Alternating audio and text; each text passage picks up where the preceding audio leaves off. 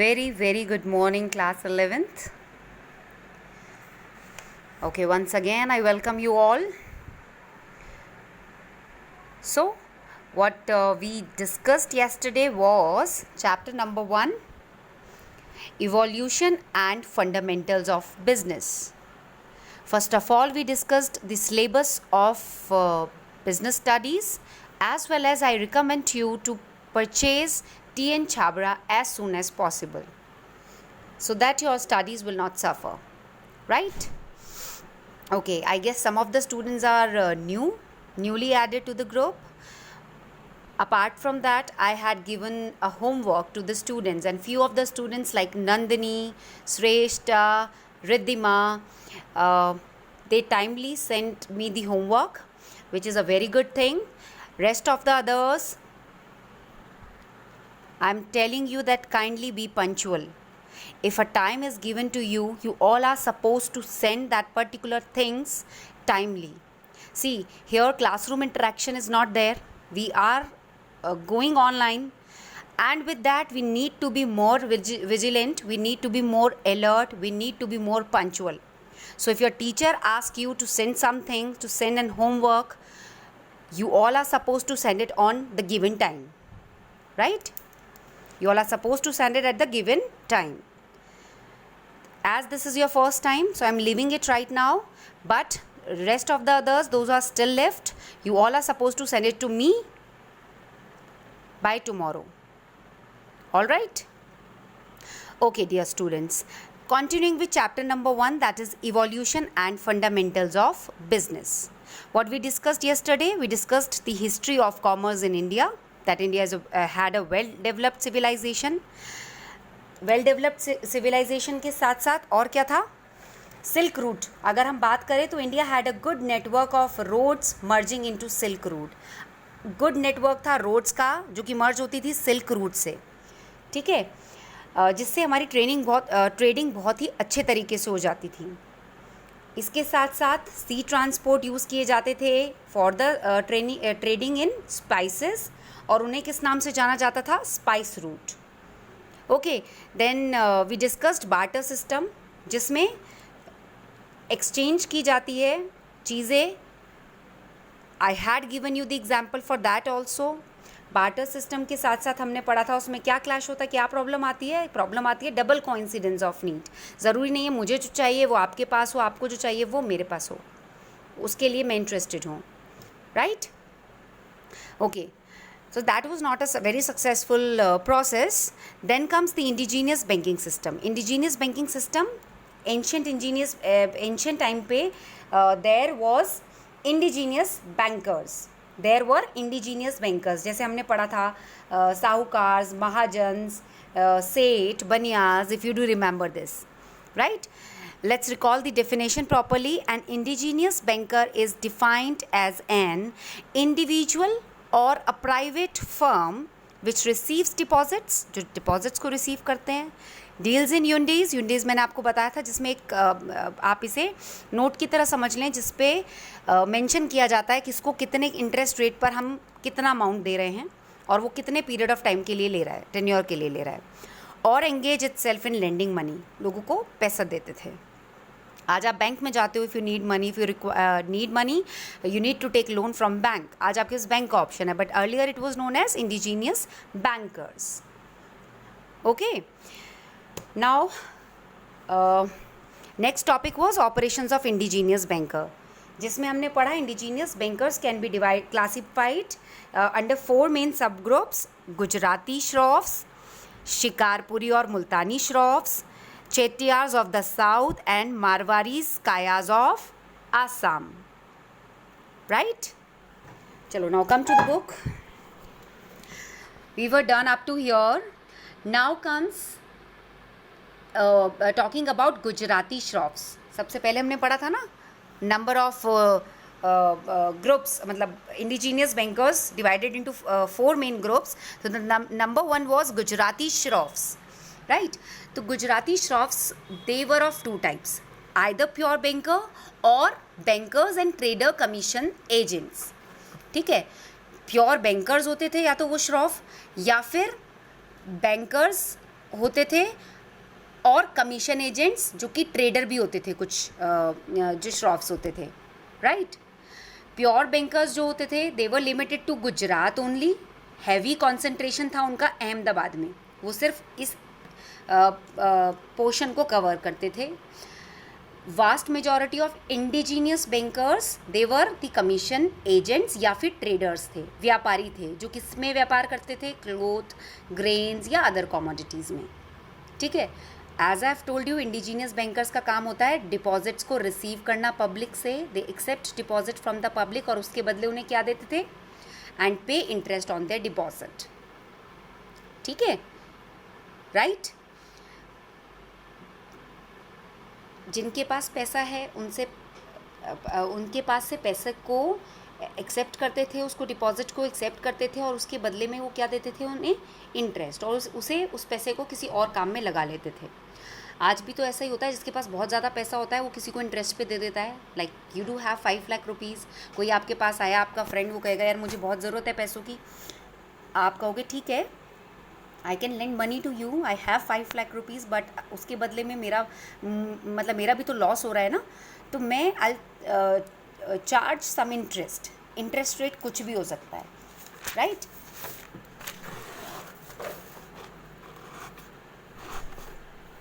Okay, we are taking an example. तो आपके friend ने आपसे बोरो किए 5 लाख रुपीज़, आपने कहा मैं 5 लाख रुपीज़ आपको पर मंथ 5% इंटरेस्ट रेट पर मैं आपको पैसे दूंगा। तो 5% इंटरेस्ट रेट के हिसाब से उसको एवरी मंथ उसको कितने देने, 5 5 जो 2500 रुपीज़ उसको देने हैं। बट 2500 एवरी मंथ देने, लेकिन उसको अपना काम करने के लिए 5 लाख रुपए की ज़रूरत है, जो उसके पास नहीं है और उसके फ्रेंड से उसको मिल गए हैं। जब उसके पास जैसे जैसे पैसे आते रहेंगे वो प्रिंसिपल अमाउंट भी अपने फ्रेंड को लौटा देगा। ऐसा ही तो होता है आज भी, पहले भी ऐसा होता था, बट थोड़ा तरीका अलग था, ठीक है। They advance money to their clients, advance देते थे और उसके बदले में यूंडी इशू करते थे। उस यूंडी को बोलते थे दर्शनी यूंडी। बेटा आज तो बहुत सारी चीज़ें होती हैं एज अ प्रूफ, बट उस टाइम पे यूंडीज़ होती थी, ठीक है, जिसे कहते थे दर्शनी यूंडी, कि हम इस बंदे को इतना पैसा दे रहे हैं। डिस्काउंट पे देते थे तो उसके लिए मुद्दती यूंडी होती थी, जिसपे सब मेंशन होता था हमने इतने डिस्काउंट पर दिया है और इन्हें इस टाइम पर रिटर्न करना है हमें, ठीक है। There are some type of hundis जो कि पहले चलती थी, क्योंकि पहले ऐसे बैंक नहीं थे जैसे आज होते हैं। दे वर द इंडिजीनियस बैंकर्स, और उनका system of working was somewhat different from us. आज भी बहुत सारी चीज़ें होती हैं, अब आप आगे आगे इसमें पढ़ोगे, प्रॉमिसरी नोट, ठीक है। There are number of things जो हम इशू कर सकते हैं, जिनके बदले में हम डिस्काउंट ले सकते हैं, जिनके बदले में हम पैसा ले सकते हैं। ओके, डोंट गेट कन्फ्यूज, यहाँ पर आ जाओ। The very first one was Dhani Jog Darshani यूंडी। ये बियरर को दी जाती थी, किसी भी पर्सन को, कि हम इतने पैसे इसे काम के लिए दे रहे हैं, वो उसे यूज़ कर सकता था, ठीक है। सहयोग दर्शनी यूंडी किसी रेस्पेक्टेबल पर्सन को दी जाती है। आज भी आपने देखा होगा आपके फादर के पास, मदर या फादर के पास क्रेडिट कार्ड्स होते हैं, कुछ ऐसी लग्जरी आइटम जो कि सिर्फ डोंट टेक इट पर्सनली, हम ऐसे लेते हैं कि सोसाइटी में किसी रिस्पेक्टेबल पर्सन को वो चीज़ मिल जाती है जिस पर ट्रस्ट होता है कि ये हमारा पैसा मारेगा नहीं, ठीक है, और इसके पास इतना है कि ये टाइमली पे कर सकता है। तो दैट यूंडी वॉज नोन एज सहयोग दर्शनी यूंडी, जो किसी स्पेसिफिक रिस्पेक्टेबल पर्सन को दी जाती थी। फिरमान, क्योंकि सभी को ज़रूरत पड़ती है पैसों की, तो राइट, और पैसों की ज़रूरत पड़ती है, चाहे कितना भी बड़ा इंसान हो, कितना ही उसके पास पैसा हो सकता है वो अपना बिजनेस का एक्सपेंशन करना चाहता हो। एवरीबडी नीड मनी, ठीक है। इसी तरह तो ट्रेड होता है, एक के पास थोड़ा ना इतना पैसा होता है कि वो सारी चीज़ें रिस्क लेकर पैसा बोरो करके काम करते हैं, और जैसे जैसे पैसा आता है ऐसे ऐसे पैसा लौटा देते हैं, ठीक है। अब आप कॉमर्स के स्टूडेंट हो गए हो तो थोड़ा थोड़ा ऐसा समझना पड़ेगा हमें, right. Okay, next comes Firman Darshani hundi. It is payable to the order of the person mentioned in the hundi. इस पर मैंशन किया जाता है पर्टिकुलर नाम, और ऑर्डर जब होता है बता दिया जाता है कि भाई अब इस इंसान को, इस पर्सन को आप पैसे दे दो, ठीक है। दैट इज़ फिरमान दर्शनी यूंडी। धानी जोग मुद्दती युंडी, मुद्दत कहते हैं ना, मुद्दत एक टाइम पीरियड होता है इसमें, ये बियरर को दी जाती है आफ्टर अ फिक्स टर्म, कि एक टाइम के बाद उसको दी जाएगी, कहते हैं ना मुद्दत के बाद, right. Firman Jog Muddati hundi payable to the order of the person mentioned in the hundi after a fix term, ये पे की जाती है order of the person mentioned in the hundi, hundi में जिसका नाम मेंशन होता है पर्सन का, उसके ऑर्डर पे आफ्टर अ फिक्स टर्म, एक पर्टिकुलर टर्म के बाद, कि भाई 2 महीने के बाद या 3 महीने के बाद ये इसे यूज़ कर सकते हैं, राइट। ओके, देन कम्स जोखमी मुद्दती युंडी, जोखमी से क्या आता है हमें पता चलता है। So what is in this, इसके नाम से क्लियर हो, जोखम, इसे समझिए बेटा, drawn against dispatched goods and carries risk, ठीक है। सामान आ रहा है, लेट्स सपोज किसी सामान के बदले हमने वो युंडी इशू की है, राइट। सामान जिसके पास जाना है उस तक पहुंच जाएगा, फिर ये युंडी उसको दी जाएगी, ठीक है।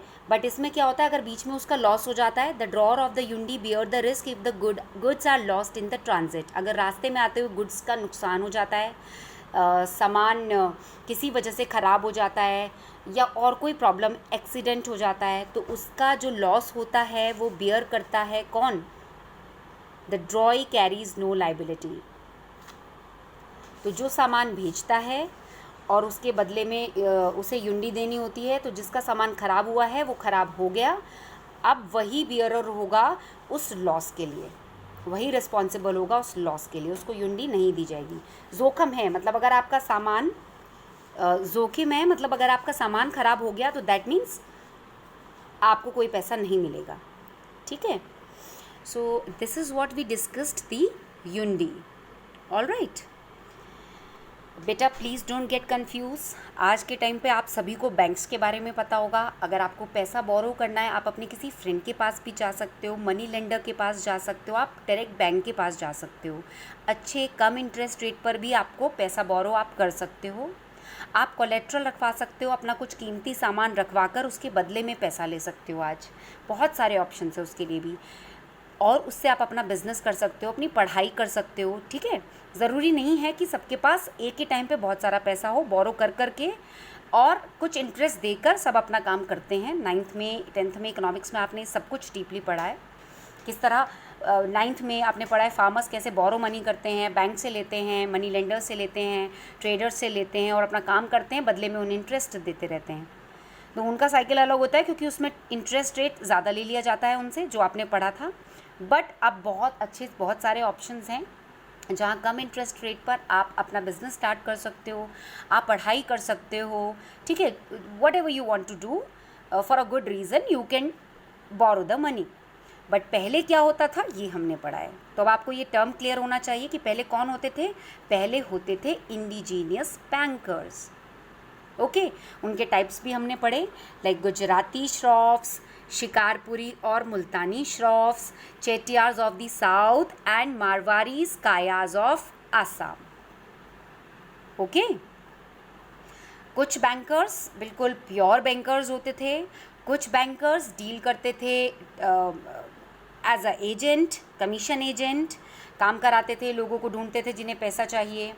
कुछ ट्रेडर्स होते थे जो व्यापार करते थे कपड़ों में, ग्रेन्स में या किसी और कमोडिटीज़ में, right. So we are done up to here. Now our another topic is occupations in ancient India. पहले टाइम पे काम क्या होता था, बहुत पढ़ा है हमने ये SST में, आप सब ने पढ़ा होगा। Agriculture and domestication of animals, ये these were the most important occupations in India. Agriculture, right, and domestication of animals. Okay. बाद में क्या हुआ, लोगों ने धीरे धीरे और काम बढ़ाया, काम सीखा। पहले तो यही होता था काम, लोग माइग्रेट करते थे एक जगह से दूसरी जगह फॉर फूड एंड वाटर, ठीक है। Agriculture was their main occupation, क्योंकि इसके अलावा पहले लोगों को कुछ करना आता नहीं था ज़्यादा। दो ट्रेड वाज देयर, लेकिन वो भी बहुत बड़े बड़े लोगों का काम होता था, छोटे लोग उनमें कम ऑक्यूपाई हो पाते थे। वो लोग किस में ऑक्यूपाई होना शुरू हुए, वीविंग कॉटन, डाइंग फैब्रिक्स को डाई करना, sculpting, making clay pots, utensils and handicrafts, manufacturing, वो किसी भी चीज़ की मैन्युफैक्चरिंग हो, मैन्युफैक्चरिंग मतलब किसी चीज़ को बनाना, राइट। लोगों ने इन चीज़ों में इन्वॉल्वमेंट शुरू किया। उसके बाद कारखानेज बनने लगे। आपने सुना होगा नाम कारखाना, वर्कशॉप जिन्हें बोलते हैं, जहाँ पर काम होता है, जहाँ पर लोग किसी चीज़ को बनाते हैं, वो बनने लगे क्योंकि स्किल्ड हो गए आर्टिशियंस। स्किल्ड मतलब माहिर हो गए कुछ काम को करते करते, फैब्रिक्स को डाई करते करते माहिर हो गए। लेकिन अब उन्हें पता है उन्हें एक प्लेस लेना है, दैट प्लेस इज़ कॉल्ड कारखानाज खोल लिए, वर्कशॉप्स इन्हें कहते हैं। रॉ मटेरियल को फिनिश गुड में कन्वर्ट करना सीख लिया लोगों ने, as demanded by the people, right. Family based apprenticeship system was in practice. दादा लाई पोता बढ़ते, ऐसे कहते हैं ना, एक ऐसी दुकान है इन्हें तो खोल के दे दिए, दादा भी यही काम करते थे, पोता भी यही काम करता है। I think some of you are laughing in this. ठीक है, चलो come to the point. Family based apprenticeship system शुरू हुआ कि भाई एक ने काम शुरू किया तो वही काम बेटे ने शुरू किया, वही काम पोते ने संभाल लिया। And duly followed in acquiring trade specific skills, बहुत अच्छा वो व्यापार में हाथ उनका हो जाता था।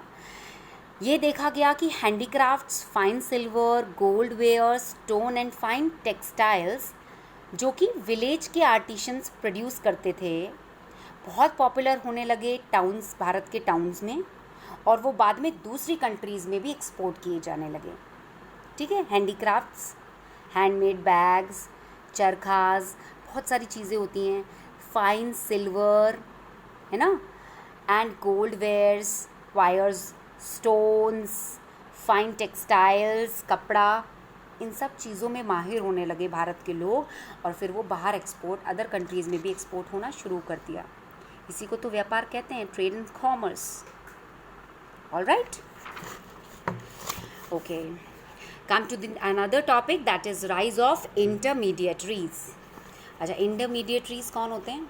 ऐसे कुछ लोग जिनके पास बहुत पैसा है और वो लोगों को बढ़ावा देते हैं, उनके पास आइडियाज़ नहीं हो क्या पता, पर पैसा बहुत है, फाइनेंशियली हेल्प कर सकते हैं, और हेल्प करके वो इम्प्रूव कर सकते हैं। तभी तो एक देश, एक सोसाइटी इम्प्रूव करती है, जब लोग अपना हेल्पिंग हैंड देते हैं।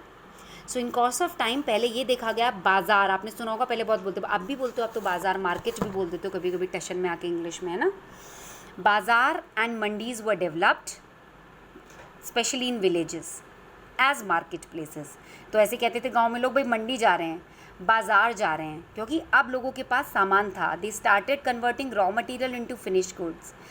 कच्चा माल को वो फिनिश गुड्स में कन्वर्ट करना सीख गए थे, तो बाज़ार खुलने लगा चीज़ों का। मंडीज़ डेवलप हुई। Each Mandi served a cluster of villages, मतलब बहुत सारे लोग, जैसे गांव, विलेज, तमाम विलेजेस, लाइक 14-15 विलेजेस की एक मंडी होती थी। ठीक है, सभी लोग वहाँ जाते थे। This was followed by the rise of traders और intermediaries to help the people in exchanging goods conveniently. इससे ट्रेडर्स बढ़े, इंटरमीडिएटरीज बढ़े, है ना, सभी लोग व्यापार करने के लिए उतर पड़े। अब जो होलसेल ट्रेडर्स होते थे उन्हें तो सेठ कहते थे, या बोरा, जो होलसेल में डील करते थे, मतलब बहुत सारा सामान। होलसेल क्या होता है, अब इसे समझो, बहुत सारा सामान बल्क में एक साथ लेकर आना और उसको बेचना, सेल आउट करना, वो होलसेलर हो गए हमारे। ठीक है, सो जो होलसेलर ट्रेडर्स होते थे बेटा, उन्हें सेठ कहा जाता था या बोहरा, और जो रिटेलर्स होते थे वो व्यापारीज और Banik. Sorry for the inconveniency, I hope now it's clear. So if we are talking about this, so इसमें क्या होता था, जैसे 2 टर्म आई हैं बेटा, दोनों टर्म को ढंग से समझो पहले। एक टर्म तो आया है यहाँ पर हमारा होलसेल ट्रेडर, एक आया रिटेलर। जब आपने देखा होगा यहाँ पर मम्मी कहती हैं थोक वाले से सामान ला रहे हैं, होलसेलर से सामान ला रहे हैं, समझो इस चीज़ को। वो बल्क में सामान लेकर आते हैं। लेट्स सपोज ये पेन है, तो वो पेन के 2 या 3 पैकेट्स नहीं लाएंगे, वो कम से कम 500 पैकेट्स लाते हैं, जिसमें उनको बचत होती है। वो डायरेक्ट फैक्ट्री से, जो होलसेलर होते हैं ना हमारे होलसेलर, वो डायरेक्ट इस पेन की मैन्युफैक्चरिंग जहाँ होती है, वह फैक्ट्री से सामान इकट्ठा करते हैं। 2-3 जो भी उनका सामान है, गुड्स हैं, वो फैक्ट्री से इकट्ठा करते हैं और डायरेक्ट फैक्ट्री से लेकर आते हैं। तो अब ये पेन मैं डायरेक्ट फैक्ट्री से 1 नहीं 2 नहीं 10 पैकेट नहीं ला रही हूँ, मैं 500 पैकेट ला रही हूँ, तो मुझे ऑब्वियसली कुछ डिस्काउंट मिलेगा। तो होल सेलर हो गए जो बल्क में लेकर आते हैं सामान। देन कम्स रिटेलर जो होल सेलर से परचेज़ करते हैं सामान। ये बल्क में इनके पास पेन है। आप किसी भी रिटेलर दुकान पर चले जाओ, वहाँ जाकर देखोगे तो किसी के पास 500 सेट नहीं होगा पेन का, इनके पास मिलेगा। 500 बॉटल नहीं होंगी, कुछ लेकर आते हैं, वो 50 ले आते हैं, वो 50 बेचते हैं। तो रिटेलर हो गए शॉपकीपर नॉर्मली, जिनके पास नॉर्मल सब सामान मिलेगा, वो सब होल सेलर से ख़रीदते हैं। ठीक है, तो ऐसे ही हम यहाँ पर बात कर रहे हैं।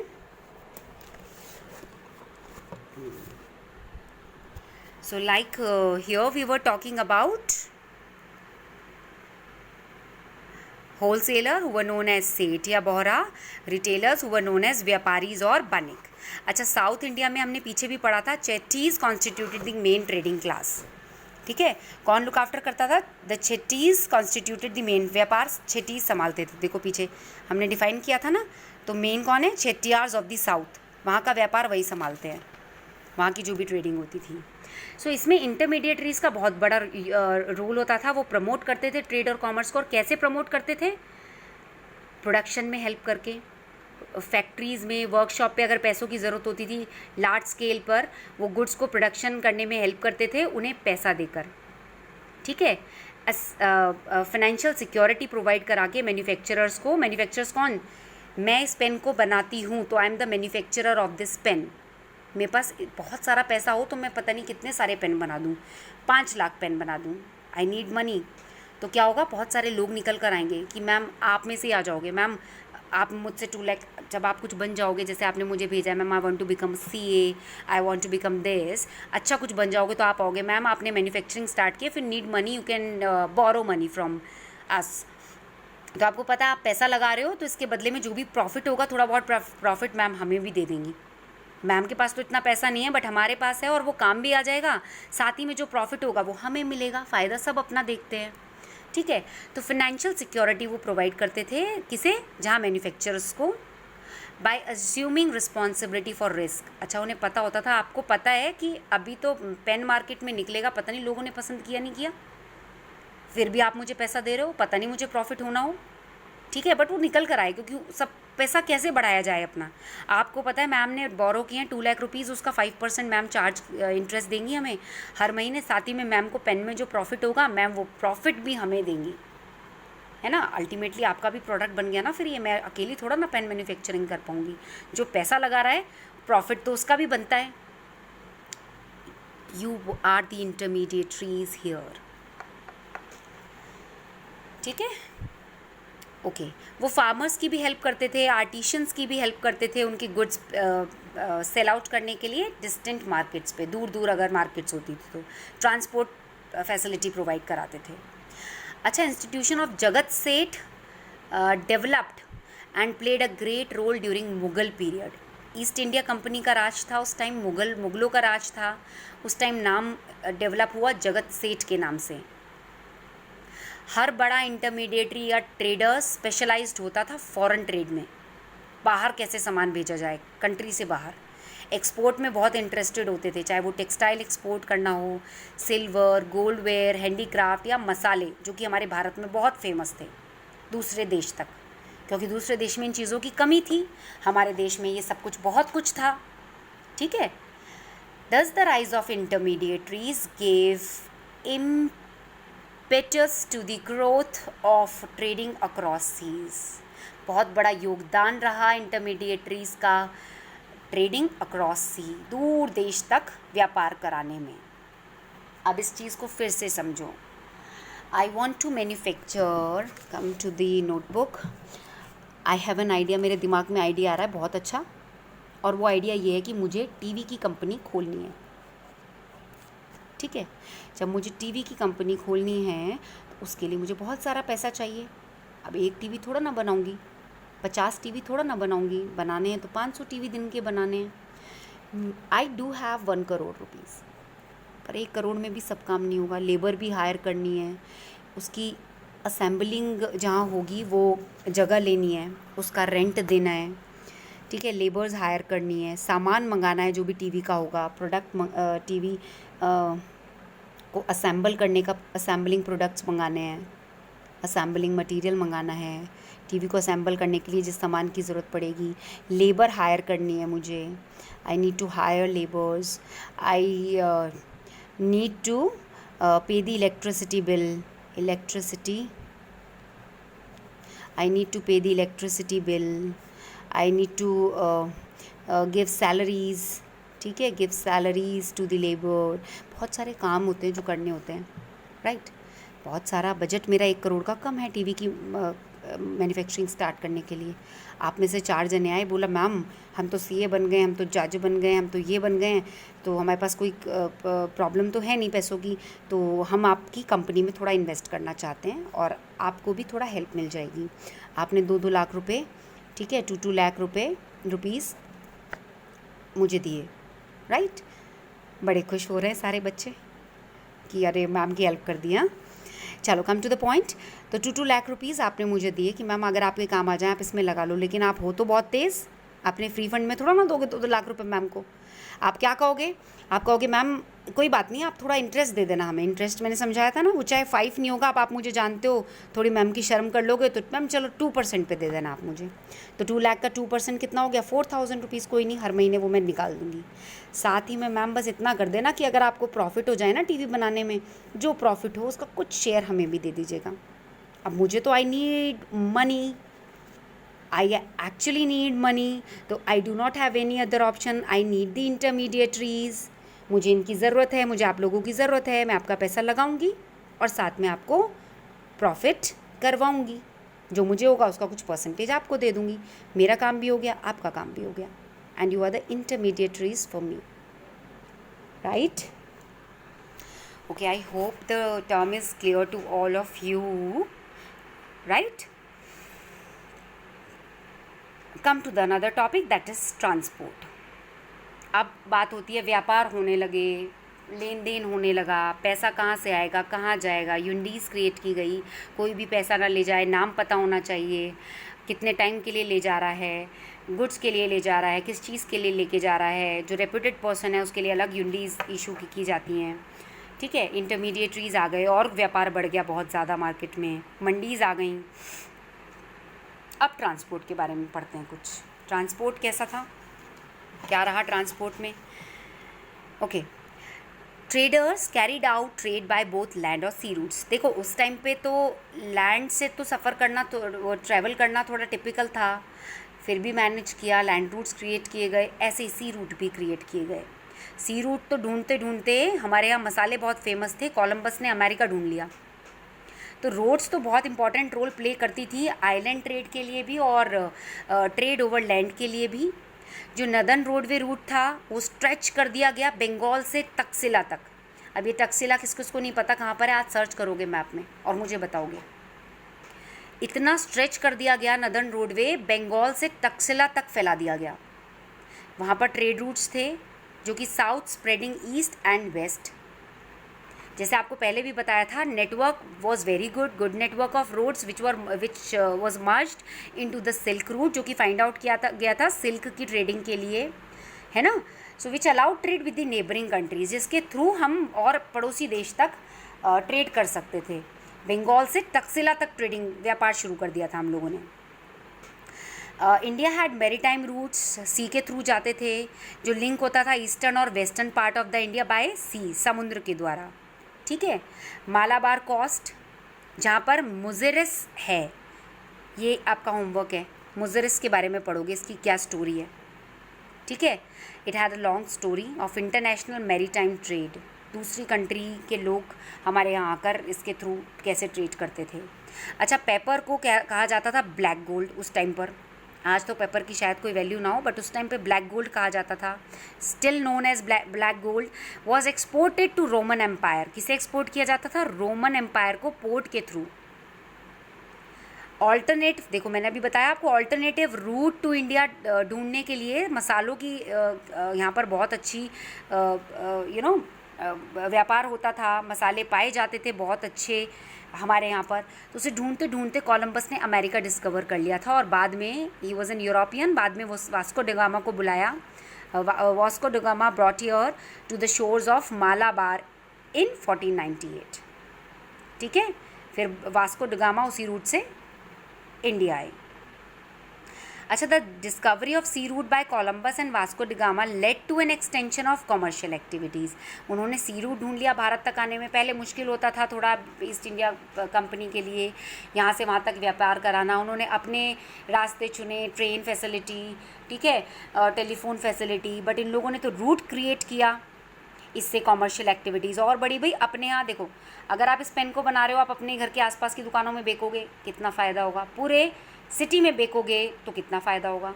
तो ऐसे ही हम लोगों ने सोचा कि बाहर तक, भाई इन लोगों को स्पाइसेस हमारे अट्रैक्ट किए तभी तो यहाँ पहुँचे।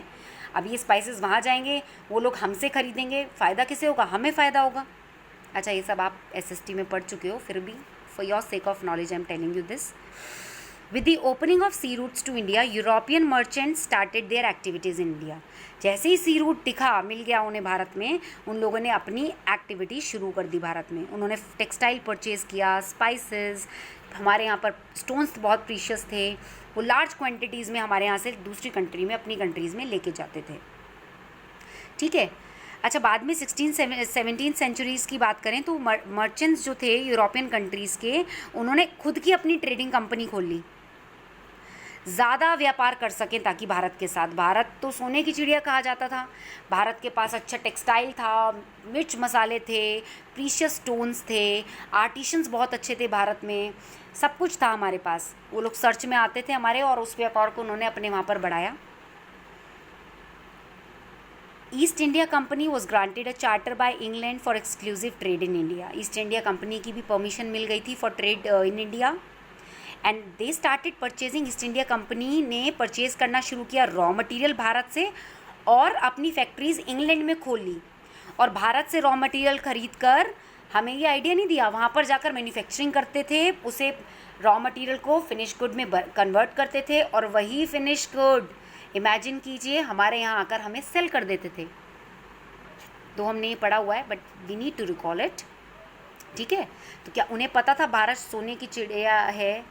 हाँ, ऐसा देश है जहाँ पर बहुत स्पाइसेस हैं, बहुत सब कुछ है, अच्छा टेक्सटाइल है, सिल्वर और गोल्ड के वेयर्स हैं, हैंडीक्राफ्ट्स हैं, सब कुछ है यहाँ पर, ठीक है। डाई के लिए इंडिगो आपने सुना होगा, which was very famous here.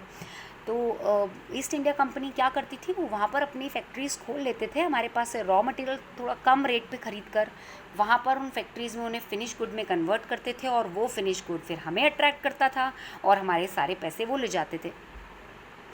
This result in the growth of both export and import. इससे ये तो पता चला कि एक्सपोर्ट और इम्पोर्ट कैसे होता है। भाई अपना सामान दूसरे देश में भेजा जा सकता है, दूसरे देश में जो सामान है वो अपने देश में लाया जा सकता है। इंडिया बहुत फेमस हुआ रॉ मटेरियल को एक्सपोर्ट करने में और फिनिश गुड्स को इम्पोर्ट करने में। इससे मॉडर्न इंडस्ट्री इन इंडिया की ग्रोथ हुई, मॉडर्न इंडस्ट्री की ग्रोथ हुई, जिससे we get to know about the export and import process. आज के लिए इतना काफ़ी है, आपको यहाँ तक रिवाइज करना है बेटा, और जितनी जल्दी हो सके purchase your book that is TN Chhabra, so that आप इजीली इसके साथ कॉप अप कर सको। Thank you so much.